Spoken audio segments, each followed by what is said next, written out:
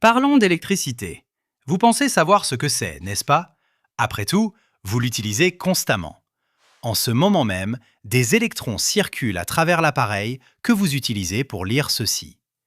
L'électricité alimente les lumières autour de vous, garde vos aliments au frais, charge vos appareils. Elle est partout. Alors, vous devez la comprendre, n'est-ce pas? Bien, expliquez-moi. Que se passe-t-il lorsque vous branchez quelque chose? D'où vient réellement l'énergie? Qu'est-ce que l'électricité à la base? La plupart des gens donnent des réponses vagues. C'est de l'énergie, ce sont des électrons qui bougent, c'est un courant dans un fil. Mais voilà ce qui me dérange avec ces réponses. Elles n'expliquent rien. Elles ne font que renommer le mystère. Bien sûr, les électrons bougent, mais pourquoi?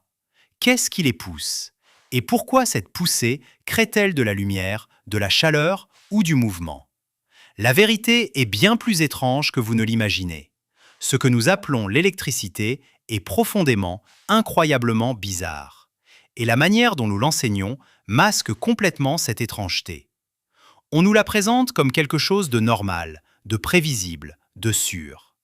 Mais une fois que vous comprendrez ce qui se passe réellement, une fois que vous jetterez un œil derrière le rideau, vous réaliserez que nous manipulons quelque chose d'absolument extraordinaire, quelque chose qui bouleverse tout ce que vous pensiez savoir sur le fonctionnement du monde. Laissez-moi vous montrer ce que je veux dire. Bienvenue sur l'étincelle science, où nous allons percer les mystères de l'univers. Voici une expérience simple. Prenez un morceau de film alimentaire. Détachez une bande.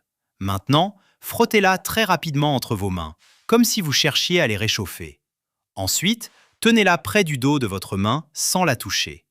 Sentez-vous que les poils de votre bras bougent, se dressent, s'étirent vers le plastique? Vous pouvez réellement sentir le plastique vous attirer à distance. Arrêtez-vous et réfléchissez-y une seconde. Vous avez frotté du plastique, c'est tout. Pas de pile, pas de fil, pas de source d'énergie, juste de la friction. Et maintenant, ce plastique peut agir à travers l'air et tirer sur votre corps. Comment est-ce possible? Dans votre expérience normale du monde, les choses ne poussent ou ne tirent que lorsqu'elles se touchent. Vous poussez une chaise, vous la touchez. Vous soulevez un livre, vous le touchez. Les forces nécessitent un contact. Sauf qu'ici, un morceau de plastique ne vous touche pas, et pourtant, il tire sur les poils de votre bras à travers l'espace vide. La plupart des gens hausseront les épaules. Électricité statique. On a appris ça au collège. Ce n'est pas important. Pas important. Vous êtes en train d'observer la force qui maintient chaque atome de votre corps ensemble. La force qui rend la chimie possible. La force qui permet à vos neurones de s'activer, à vos muscles de se contracter, à vos yeux de voir. Vous observez l'une des 4 forces fondamentales de l'univers, démontrant sa capacité à agir à distance. Et vous pensez que c'est un tour de magie.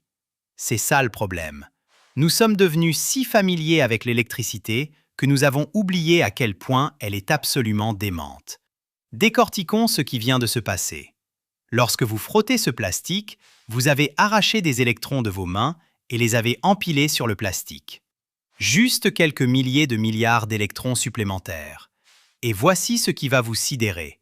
Ces électrons en excès se détestent. Ils se repoussent mutuellement avec une force si colossale que vous ne pouvez littéralement pas la concevoir. Laissez-moi essayer malgré tout. Prenez 2 électrons. Placez-les à 1 cm de distance. La force électromagnétique entre eux est environ 10 puissance 42 fois plus forte que la force gravitationnelle.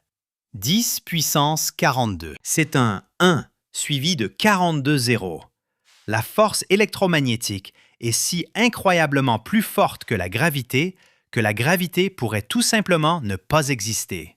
Pour les électrons, la gravité est insignifiante, dénuée de sens. Les forces électromagnétiques sont tout. Alors, voici la question. Si ces forces sont si monstrueusement puissantes, pourquoi tout n'explose-t-il pas? Pourquoi la matière ne se déchire-t-elle pas? La réponse est presque magique. L'annulation. Pensez à ce qu'est réellement un atome.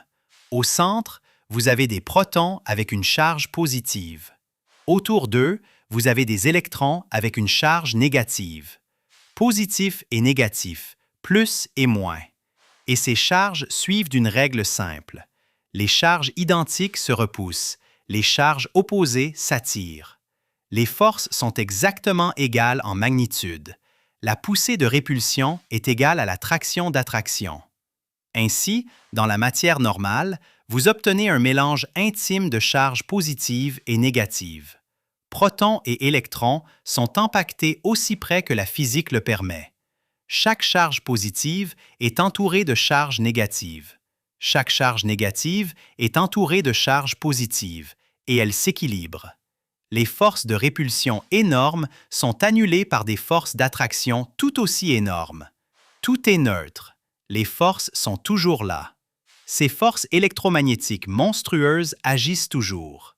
Mais elles sont équilibrées si précisément que l'effet net est nul. Et parce que les forces sont si gigantesques, même le plus infime déséquilibre crée des effets que vous pouvez ressentir. Lorsque vous frottez ce film alimentaire, vous déplacez peut-être un électron sur 1000 milliards. Ce n'est pratiquement rien, mais c'est suffisant pour faire dresser les poils de votre bras. Car lorsque les forces sous-jacentes sont aussi énormes, même le plus petit excès crée un effet perceptible. Cela change tout ce que vous pensiez savoir sur la matière. Prenez une tasse, tenez-la dans votre main. Que ressentez-vous? Vous pensez ressentir la solidité de la céramique, une substance physique. Faux. Vous ressentez une répulsion électromagnétique. Les électrons de votre main repoussent les électrons de la tasse avec une force énorme. La raison pour laquelle vous ne pouvez pas passer votre main à travers la tasse est que les forces électromagnétiques sont si puissantes que les électrons refusent de se chevaucher. Votre main ne touche jamais la tasse. Pas vraiment. Il y a toujours un minuscule espace entre les atomes de votre main et les atomes de la tasse. Vous ne ressentez pas de contact. Vous ressentez la force électromagnétique qui vous repousse. Et voici ce qui devrait complètement restructurer votre vision du monde. Toutes les forces que vous avez jamais ressenties sont électromagnétiques.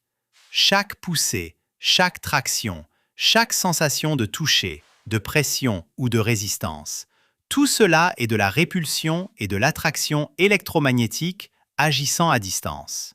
Vous n'avez jamais rien touché de toute votre vie. Chaque fois que vous pensez toucher quelque chose, vous ressentez des électrons qui repoussent d'autres électrons à travers l'espace vide.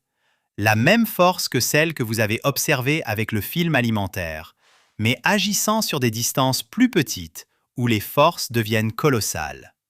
Maintenant, parlons des fils. Vous avez un fil de cuivre qui traverse votre maison. À une extrémité, il y a une prise. À l'autre, une lampe. Vous actionnez l'interrupteur. La lampe s'allume instantanément. Que vient-il de se passer? L'explication standard est que l'électricité circule comme l'eau. Les électrons entrent dans le fil par une extrémité, parcourent sa longueur et ressortent par l'autre. Cette explication est totalement fausse. Les électrons dans un fil se déplacent incroyablement lentement, à environ 1 mm par seconde. À cette vitesse, il faudrait près d'une demi-heure à un électron pour traverser votre maison. Pourtant, la lampe s'allume instantanément. Alors, que se passe-t-il réellement? Voici la clé. Le fil est déjà rempli d'électrons. Le cuivre contient de nombreux électrons libres, prêts à bouger. Lorsque vous fermez l'interrupteur, vous créez une différence de tension. Cette tension pousse les électrons à une extrémité du fil. Mais comme les électrons se repoussent mutuellement à distance, cette poussée affecte immédiatement l'électron suivant, qui pousse le suivant, et ainsi de suite. C'est comme une file de personnes debout, épaule contre épaule. Si vous poussez la personne à une extrémité, la personne à l'autre extrémité le sent presque immédiatement, non pas parce que la première personne a parcouru la ligne, mais parce que la poussée a été transmise à travers la foule. La poussée se propage à travers le fil à une vitesse proche de celle de la lumière.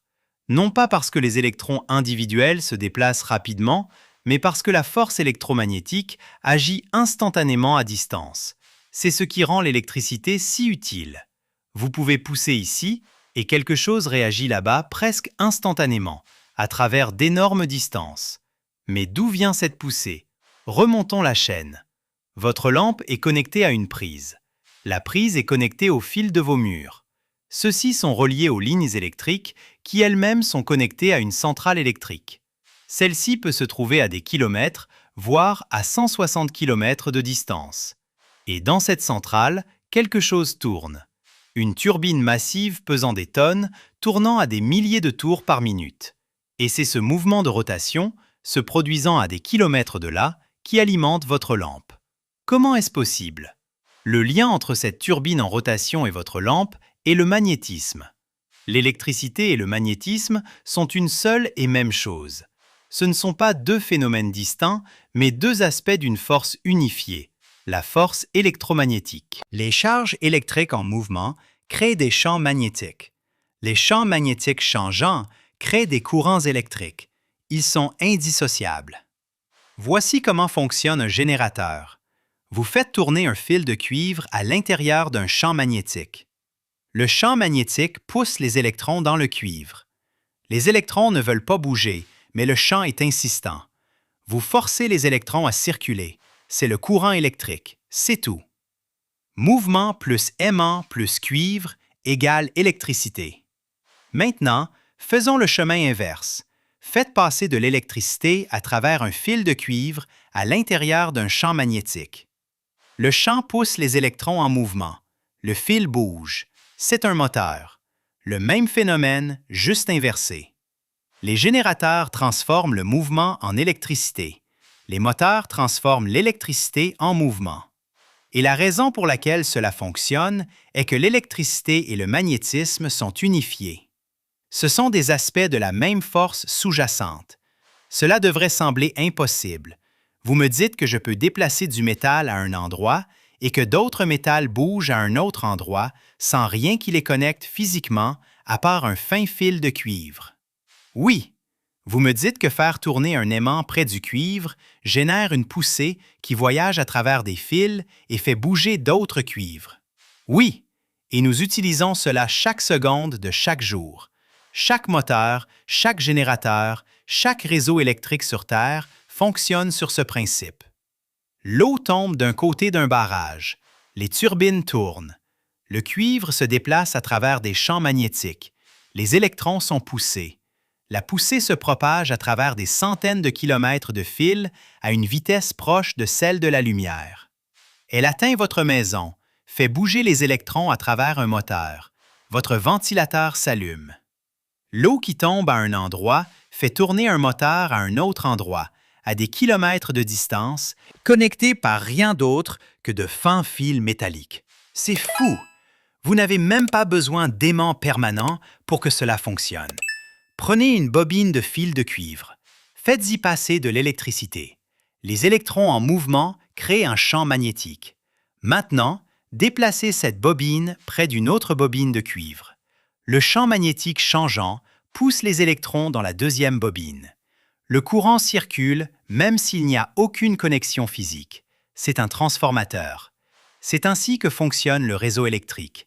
Juste du cuivre, juste du mouvement. C'est tout ce dont vous avez besoin. Du métal qui parle à du métal à travers l'espace vide en utilisant des champs électromagnétiques. Maintenant, voici ce qui devrait complètement changer votre perception de la réalité. J'ai dit plutôt que toutes les forces que vous ressentez sont électromagnétiques. Toutes les poussées et les tractions, tous les contacts et les pressions. Mais pensez à ce que cela signifie. Les forces normales, les forces mécaniques que vous expérimentez chaque jour, ne sont pas fondamentales. Ce sont des conséquences de la force électromagnétique. La force électromagnétique est la réalité fondamentale.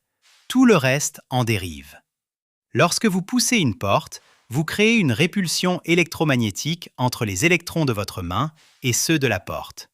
Lorsque vous marchez sur le sol, vous êtes soutenu par la répulsion électromagnétique entre les électrons de vos pieds et ceux du sol.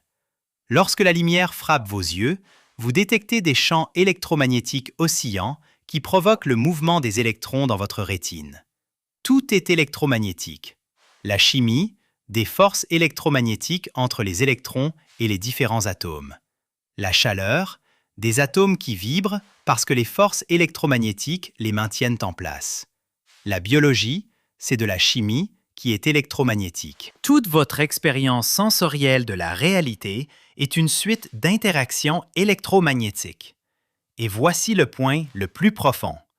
Vous ne pouvez pas expliquer la force électromagnétique en termes de quelque chose de plus simple.